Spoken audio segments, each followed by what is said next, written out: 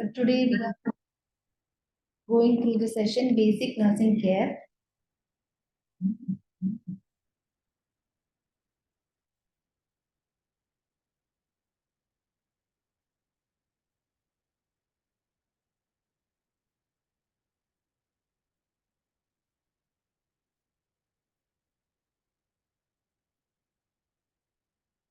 The session Basic Nursing Care, especially bedridden patient. Uh, as in palliative care setting, it is very important to know about the basic nursing care for a patient who is terminally ill and also who is paraplegic or who is confined to the bed. So these are very important things we should know. Okay. So the principles in caring for a bedridden patient is like what all things we have to consider is prevent health complication. That is already the patient is bedridden, so we have to prevent further health related complications and also promote comfort. We have to give comfort by providing assistive devices and all. Then build confidence. Already the patient self esteem is already low, so we have to build confidence by maintaining proper interpersonal relationship and also by giving proper nursing care. Then prevent isolation. So when a person is bedridden, they will be completely isolated. So we have to use strategies to prevent isolation and also improve quality of life. So in our palliative care setting, the nursing care which we include will be from head to toe. So these all are done in order to improve the quality of life of patient. So what are the basic needs of a patient? That is oral care, skin care, eye care, ear and nose care, hair care, perineal care, and nail care.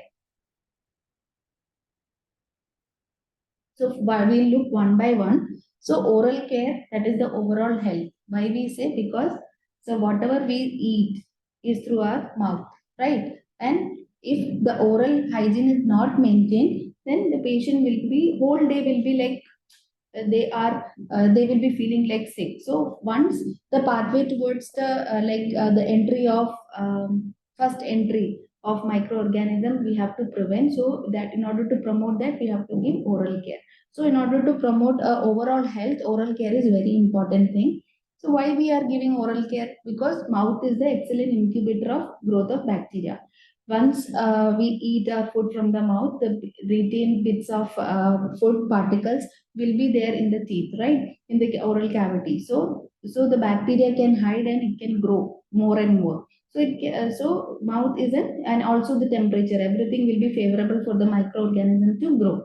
So we have to maintain a good hygiene. So hygiene practice is very important to maintain healthy status of the mouth, teeth, gums, and lips. Remove food particles that may be likely medium for bacterial growth. So the basic purpose is to remove the food particles to keep the mouth clean. And also with along with the mouth, we have to consider the lips, mucosa that is soft, clean, intact, and moist. So these are the purpose of the oral care. And also while we do a good oral care, we can provide comfort to the patient.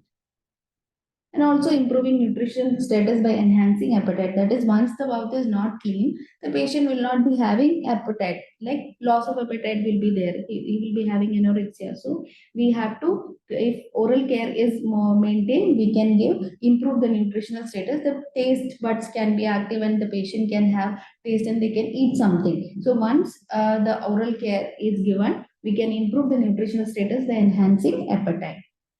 Right, and also it stimulates the blood circulation of the gum, thus maintaining healthy firmness. So once the oral care is given, the blood circulation inside the gums can be improved and also maintain healthy and eliminate the source of unpleasant odor. So once the mouth is clean, we know the unpleasant odor is also removed. So the aim is to eliminate the unpleasant odor also, malodor, and also prevent dental caries. Okay. So, what are the common oral problems? Can anyone tell? You can use the chat box or you can unmute yourself. What are the common oral problems?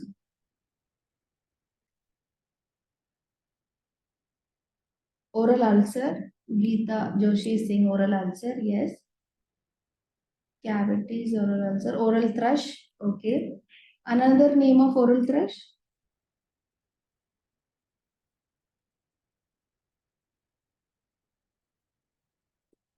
Candidiasis and also dry mouth. Okay. Yeah. Thank you for your response.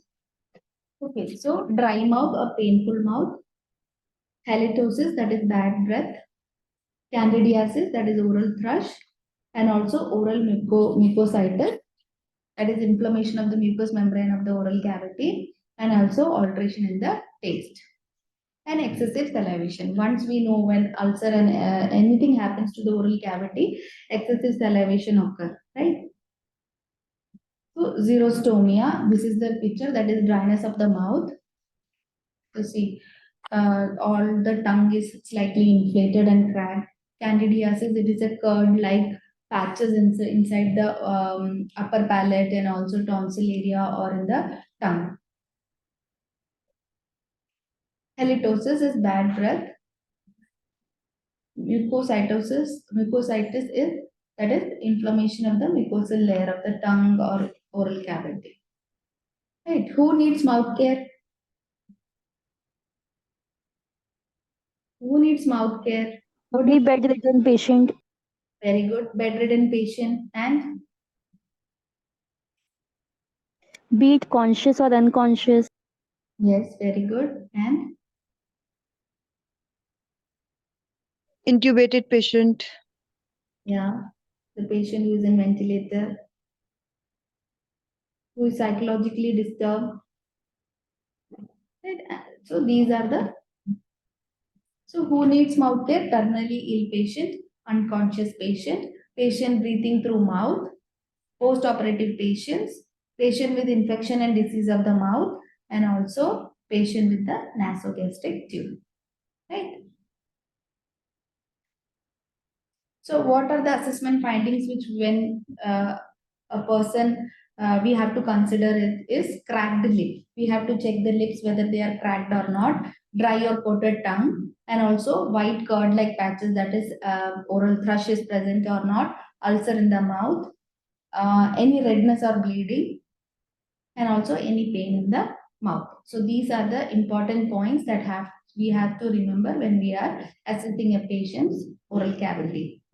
And also dysphagia, any difficulty in swallowing the food or any changes in the taste of the food, any difficulty in chewing, anorexia, and also unpleasant smell, medication history, because a few medications can also cause to alter the taste buds and also taste will be less.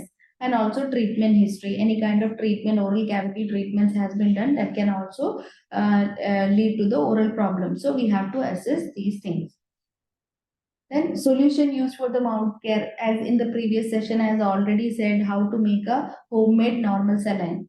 So anyone can tell how we can make a normal homemade normal saline?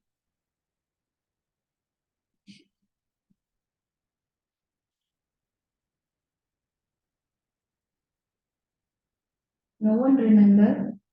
Previous session we have in the wound management we have learned how to make a homemade oral normal saline. Okay, 1 teaspoon with 500 ml. Very good.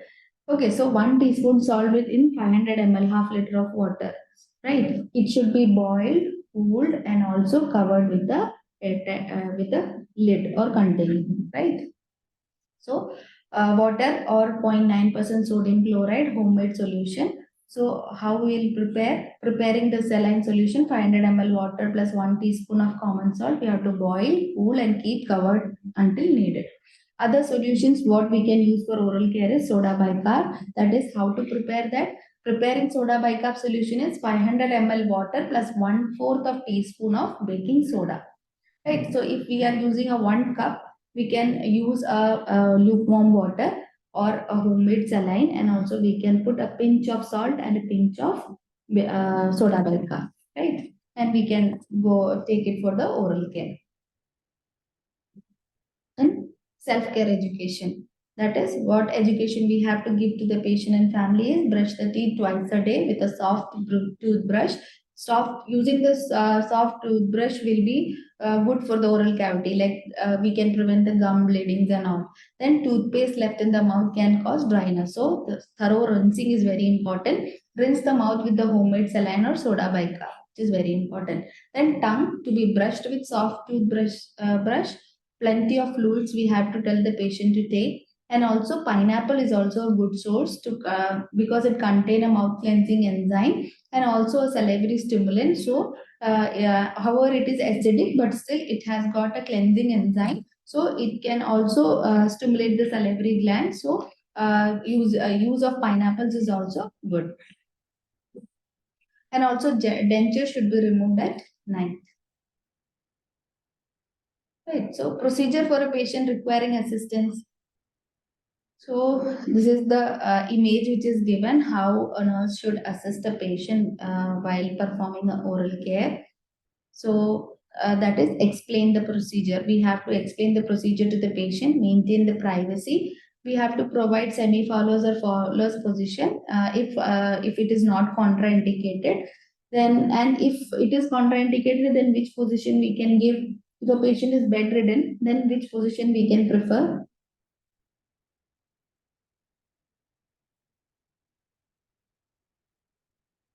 Anyone? If a patient is bedridden, we have to give a oral care. Then how we'll give? Keeping in supine or sideline? Sideline position. Okay, thank you. Okay, so then we have to provide privacy, then provide semi-follows up. We have to maintain a good position to the patient. Place a towel under his chin and over the bedding in order to prevent soiling. Then pour the water over the brush and place dentifrice on it. Right? Then encourage the patient to rinse his mouth frequently. Remove and clean the equipment, wash your hands, and then document the solution used, condition of the oral cavity. These are all very important. So the procedure for a terminally ill patient, what all articles we have to get is if it is a home care setting or a hospital setting, it differs, right? So in the hospital setting, we have got artery forceps, tongue depressor, but in the home care setting, we don't have tongue depressor or artery forceps. So what we can use a spoon or an ice cream stick. Then gauze piece in the hospital. So in the home care, substitute of gauze pieces, we can use a clean cotton towel, cloth or a gauze piece itself. Then normal saline we can use in the homemade setting, but in the homemade saline can be used in the home care. Hospital setting is a normal saline solution we have that we can use. Hospital setting, small Macintosh, face towel, clean water, swab sticks can be used, right? And kidney prick. But in home care setting, so bowl or a container, face towel, clean water, swab sticks, plastic sheets can be used, right? So this is the image which is very important. That is, in the home care setting, we can use a spoon. That is, the handle part of the spoon can be covered with a gauze piece, so that it will not like the edges of the spoon will not prick into the mouth, so injury will not happen, right? So we have to use the handle part of the spoon and we have to cover it with a gauze, or either we can use a ice cream stick. So it should also be covered with the gauze. Right. So procedure is first we have to explain the procedure to the patient, provide privacy, place a small Macintosh with a face towel under the head. Then we can give a like if the patient's body cannot be sidelined, either at least the head should be in a side position, right? Then in order to prevent aspiration, then use a padded tongue blade to open the mouth and separate the upper and the lower teeth. Soak cotton balls in the homemade saline and squeeze out excess water. Right? And cleaning the teeth. How we will clean the teeth? Lower chewing surface first, then inner side and outer side, then upper chewing surface, inner side and outer side. Clean oral cavity from proximal to distal and using one gauze piece for each stroke. This is very important. While we are giving oral care, we have to remember that one gauze piece for each stroke. That is, if we are saying a lower chewing surface, then lower chewing surface in the inner side will be one swab, outer side will be one swab. right? So one swab, one straw. That process has to be followed. Then clean with the normal water and also lubricate the lip using swab stick. Document the time, solution, condition of the oral cavity or any abnormalities noticed, and also patient's response. Right. So these are the common lubricants, that is liquid paraffin, coconut oil, ghee oil, and also Vaseline. Okay, so we will look into a video, that is how we can give a terminal patient oral care.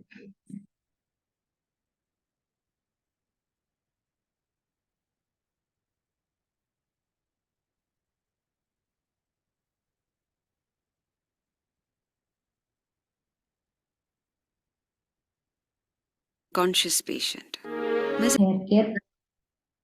Also, next is we are giving a bedridden patient how we are giving a hair care. So first of all, we have to explain the procedure. Then we have to help the patient move his or head towards the edge of the bed, which is very important. Then we can we can remove the pillow and we can use a like underpads or any sheets, right? So in order to prevent soiling of the bed. Then protect the bed linen or pillow with a cover towel or Macintosh and insert the cotton balls into the ear. That is also very important, which is most neglected one. That is, we will not be forget to put cotton balls in the ear, so the water can go inside it. So we have to insert a cotton balls in the ear. Then place the Macintosh under the patient's head and neck. Keep one end of the Macintosh in a bucket to receive the water. Right. Then wash thoroughly with the soap or shampoo and rinse thoroughly and dry the hair. Braid the hair into two or on each side of the head. So it will be very easy if we separate the hair into two parts, right? We'll divide it, so it will be further easy even to comb the hair also. Then and detangle it and also remove the cotton balls from the ear. Lastly, we have to remove it, the cotton balls, right? So next is nail care. So if the nail is very hard, right? It's very hard. So what you will do? What can be done to soften the nails?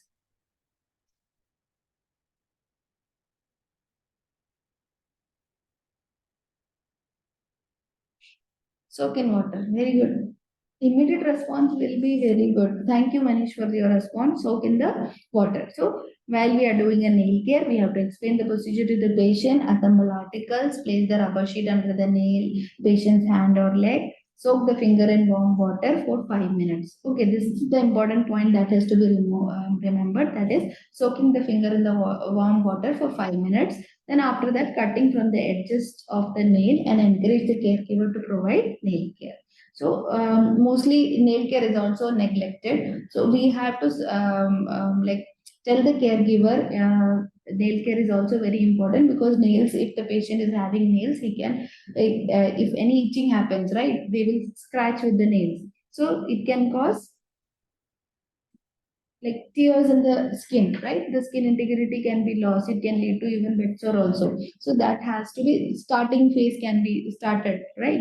So we have to encourage them, caregiver also, to provide the nail care. While we have to explain the importance why we have to give a nail care, then only the caregiver can understand.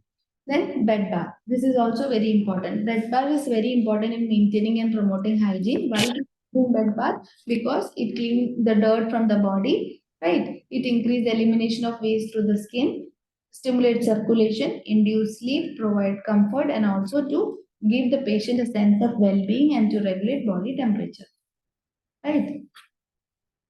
So how is the procedure as it is given in the image? First, we have to maintain privacy, explain the procedure. All needed equipment should be at hand and conveniently placed. Then temperature of the water should be adjusted for the comfort of the patient, right? So that is very important, because in the north area, winter season comes, right? So we have to be careful whenever we are using we are handling hot water for a bed bath. So it should be like temperature should be adjusted as per the patient's requirement, right? And keep the patient near the edge of the bed to avoid overreaching and straining of the back of the caregiver. This is also very important, right? We are not looking into this this practice. Why? If patient is lying there, we will stretch ourselves and we will get the back ache, right? So we have to first keep the patient near to the edge of the bed in order to avoid reaching and straining of the back of the caregiver. Then only small area of the body should be exposed first, then that has to be bathed at a time. Like if we are caring a patient while we are caring a patient, we have to consider that small body parts has to be like, if we want to clean the hands, we will expose only the hands. Then if we want to clean the leg, then we have to expose only the leg area, right? So like this, then remove the soap completely from the body to avoid drying effect, and cleaning is done from the cleanest areas to the less clean area, right? That is, upper part of the body should be cleaned before the lower part of the body. This is also an important point that we have to remember. That is, while we are giving a bed bath, we have to clean the upper part of the body should be cleaned first before the lower part. Then wash hand and feet by immersing them in a basin of water, because it promotes through cleaning of the fingernails and toenails. A thorough inspection of the skin, especially at the back of the body, should be done to find early signs of pressure sore. This is also very important. While we are doing a bed bath, we have to look for the inspection should be done in the back area. While we are cleaning the back, we have to also check that whether there is any discoloration, redness like that, or any kind of early signs of pressure sore are there or not. Then apply moisturizing cream and massage at least 3 to 5 minutes. Okay, so how we will do the back care? There are different types of back massages, right? So when we are giving a back care, special attention is given to the pressure point area. Back care every 2 hours we have to give. Then lather soap by sponge towel, wipe with soap and rinse with plain water. Dry the area by patting and not rubbing. This is also very important. Whenever we give a back care, we should pat the area. Patting is very important, not rubbing. If you will rub or any kind of redness will be there, the skin will be teared up. Then apply moisture cream and massage at least 3 to 5 minutes. Massaging helps to increase the blood supply to the area and prevent pressure sore. Right? And after every care, we have to go for the active and passive exercise. Why we are providing active and passive exercise?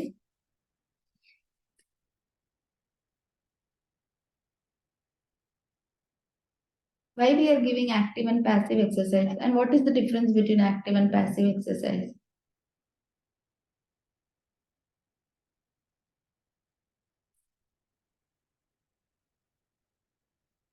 Active exercise.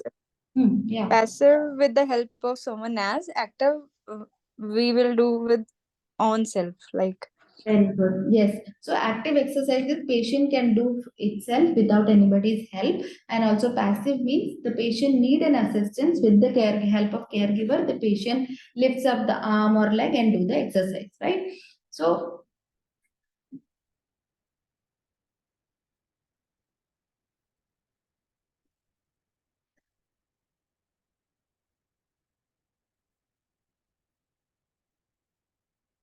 okay. So why we are giving why we are emphasizing on active and passive exercises to promote the joint, prevent the joint stiffness, right? And exercise must be integrated into the patient's daily life, as it prevents contractures and also foot drop or waist drop.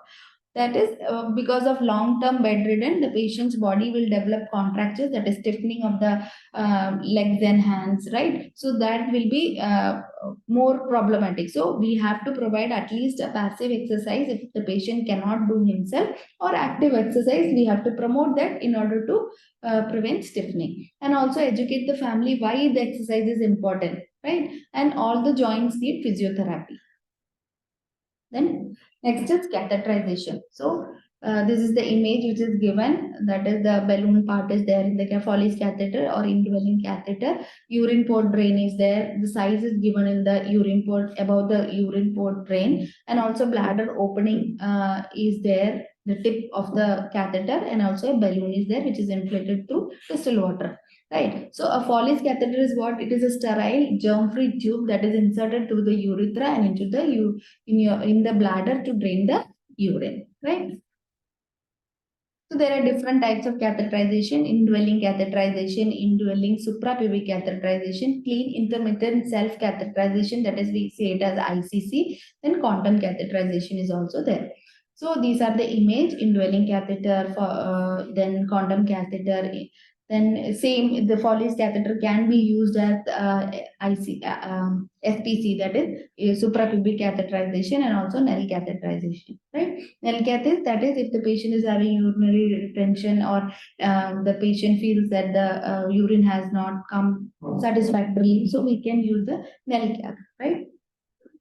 Then, so these are the image in which where the catheterization is done, that is in the abdomen, that is directly we are giving a opening to the bladder, from the bladder to the abdomen, that is suprapubic tube is inserted. Then Foley's catheterization, normal in the perineal area we will insert. Then okay, then procedure. So all the procedure should be in a sterile setting, right? Sterile precaution has to be maintained. Choose the smallest size possible. So whenever there are different types of Foley's catheter, size 14F, 16F, 18F. So the smallest size we have to select it. Then to lubricate generously and wait, then it is important to ensure that the bulb is in the bladder, right? So while we are inserting a distal water, after that we will pull outward the catheter in order to confirm that the bladder is balloon or bulb is inflated, right? Then how much we have to inflate? That is 10 ml. Too much can cause bladder spasm, so we can at least we can inflate it 10 ml.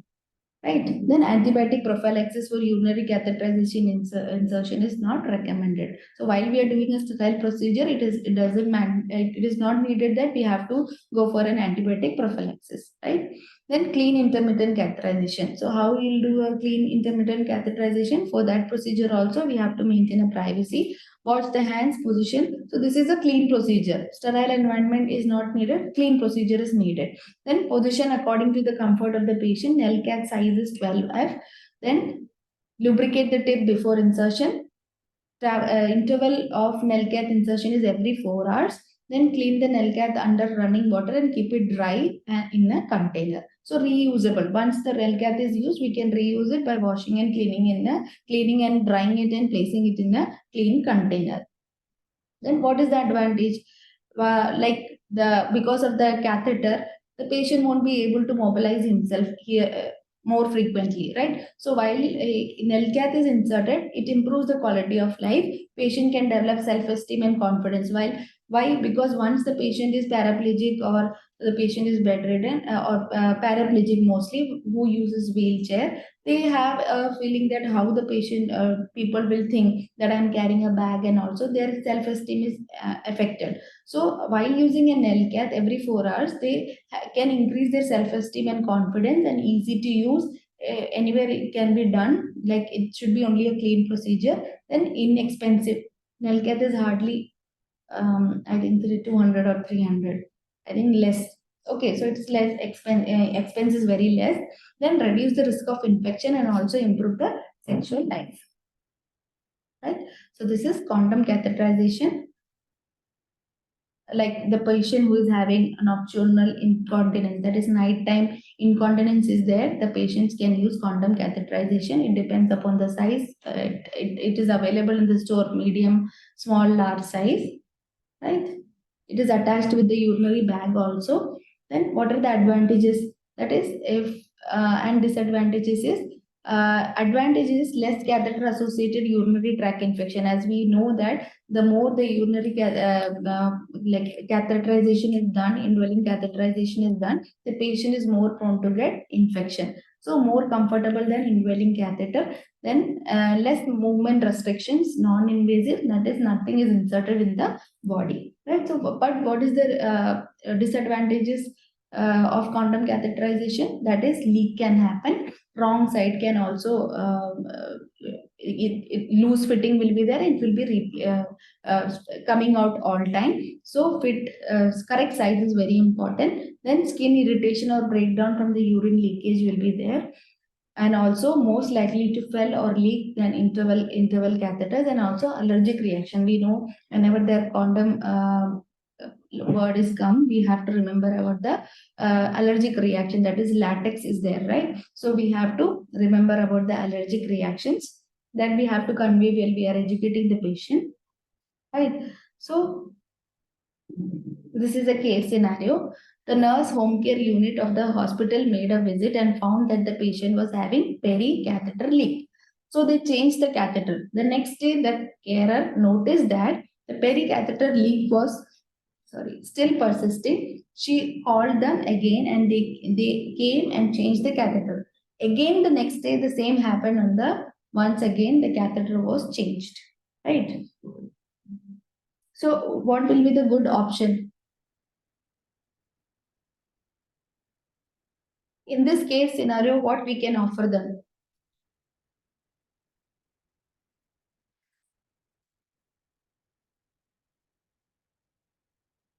Anyone can respond. It is a home care setting, right? And in a home care unit of the hospital made a visit and found that the patient was having pericatheter leak, right? So they changed the catheter. Next day again leak happened. The carer informed. Next day they changed the catheter and again leak happens. So what was the best thing?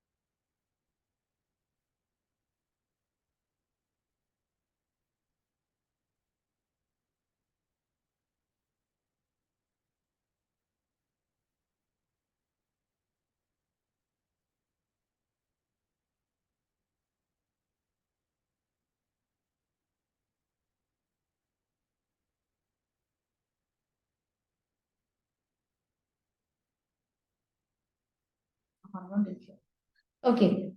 Sorry. Like bladder care. How we'll give a bladder care? That is, the catheter should be changed from 3 weeks to 1 month. Provide perineal care. Keep the uro cap always closed and below the waist level. So keeping the blood uro bag below the waist level is very important because it will promote like gravity will be below, right? So we have to keep the uro bag below the waist level, and also empty the bag when it is 3/4 full. Intake of the fluid at least 2.5 to 3 liters in 24 hours is very important while we are educating a patient or a caregiver. Then observe the urine is draining freely. Any obstruction that has to be notified. Then any color change in the urine should be reported, and encourage the patient for daily bowel movement. So if daily bowel movement will be there, then the pressure for the what we can say bladder will be less, right? So the encouraging the bowel movement will promote a good flow of urine also, right? Then care of the perineum. How will do a perineal care? That is, perineal care should be cleaned after each act of urination and defecation. Clean with soap and water daily 3 to 4 times and clean the area dry. Clean from the cleanest to the less cleanest area, right? And hand should be cleaned after giving perineal care.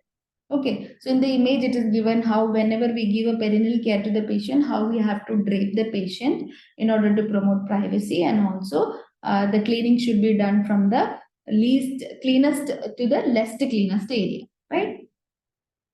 Then bowel care. So bowel care is also very important. We have to encourage the patient.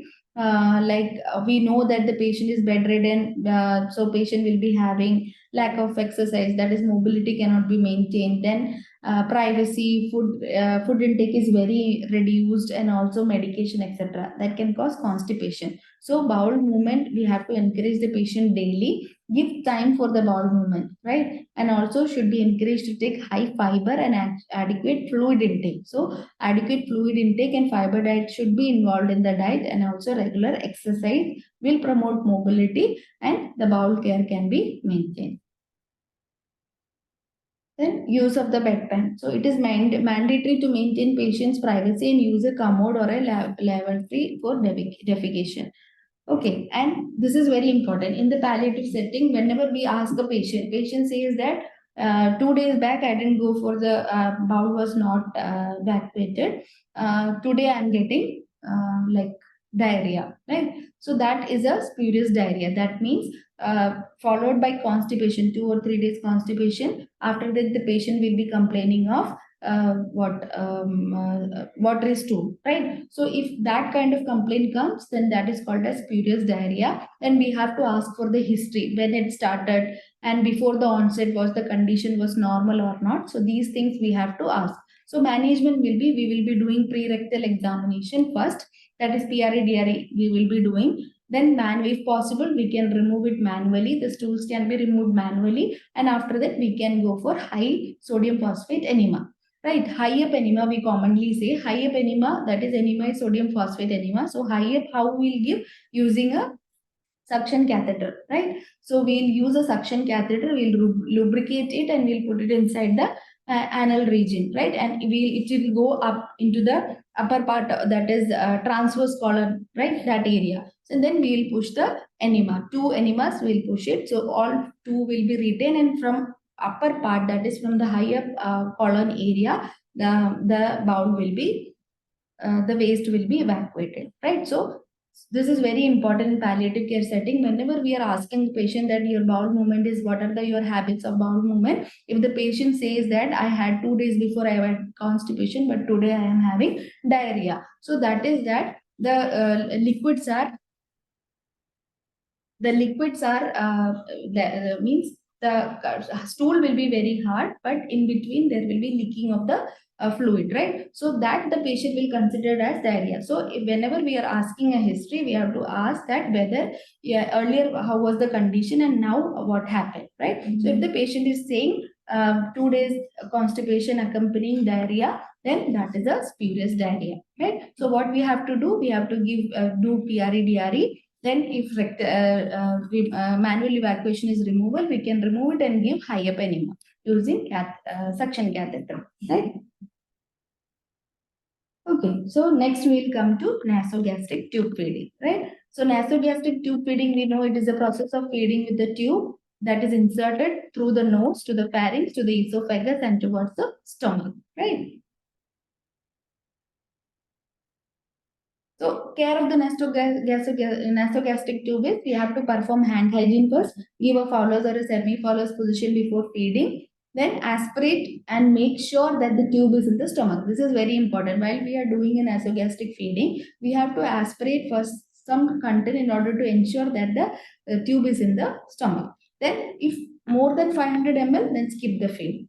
If already in the stomach 500 ml content of feed is there, then skip the feed. Food item is thoroughly grinded and filtered. If not, the big particles will obstruct the tube. This is also very important. While we are educating a patient for a Riles tube feed, first time Riles tube feed, we have to suggest them the food should be grinded and filtered well, so that if not done, then what will happen? The big particles will be obstructing the tube.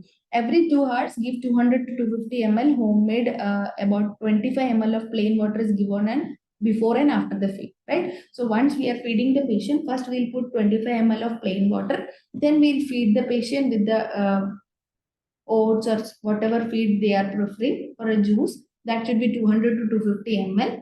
Then we have to tell the after giving the feed, they have to put 250 ml of water, plain water again in order to clean that tube, right? Then keep the patient same position for at least 30 minutes. Otherwise, what will happen? The esophagus, inside the esophagus, the tube is there, right? So esophageal sphincter is always open. So what will happen if the patient will lie down? That from this that open sphincter, regurgitation will happen, right? So, and then aspiration can happen. So, in order to prevent that, at least after the feed, at least 30 minutes, the patient should be in the semi-follows position.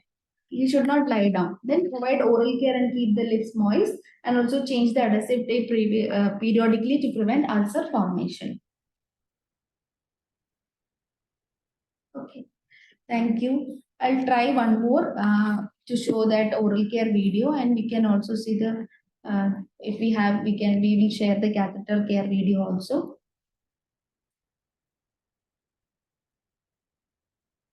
Mouth care in an unconscious patient. Mrs. Anna is suffering from brain cancer. In oral care, and also we have seen the video regarding oral care and also catheter care, right? So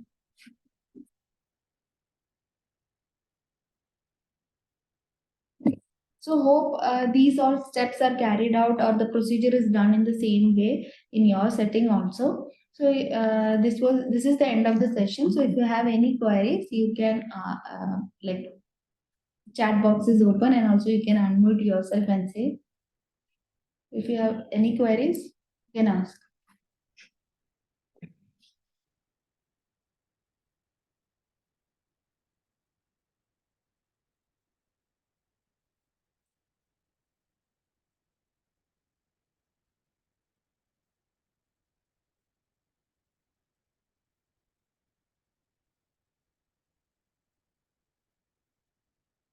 No doubts. Everything was clear.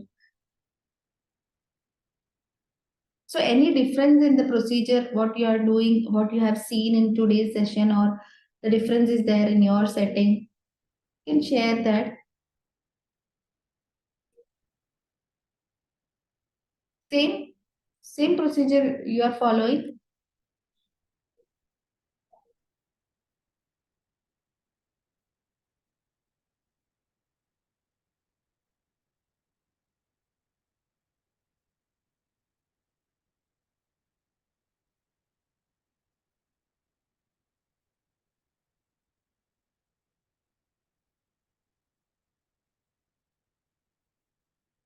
No one is responding. At least someone can respond and say if it is same or not, or there is any changes, what you have learned, new thing in this today's session.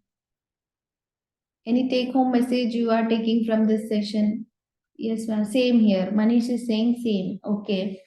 So, what are the important learnings you are taking from this session? Any one or two points?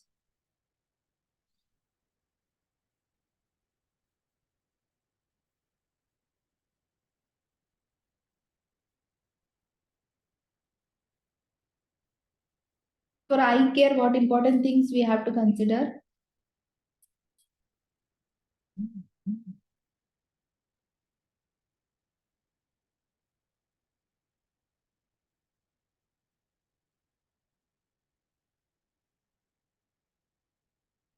Eye care, oral care, bed bath. Yeah, that for eye care, what is important, we have to remember while we are doing an eye care. That is, we have to clean from the inner canthus to the outer canthus, and we have to use a single gauze to clean, or single stroke has to be done, right?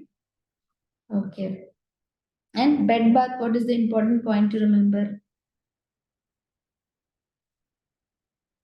That is, from the upper to the lower part, we are cleaning it and only exposing the needed part, right? Okay. I hope the session was clear. If you have any doubt, you can use your WhatsApp chat and you can ask your query so that we will reply it. Okay. Thank you. Thank you for joining. Thank you all for joining for today's session. Bye.